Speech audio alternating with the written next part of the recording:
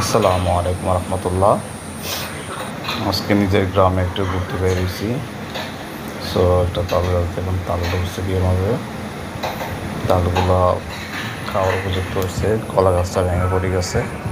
So রাত্রে অনেক বৃষ্টি হয়েছে, তো এই জন্য কলা গাছগুলো ভেঙে পড়ে গেছে।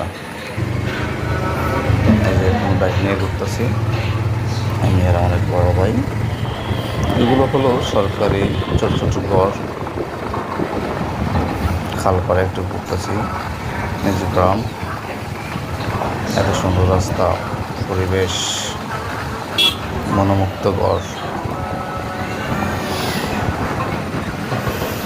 চলতে চলতে অনেক দূর চলে যাচ্ছি। পাশে খাল, খালের সাথে সাথে রাস্তা।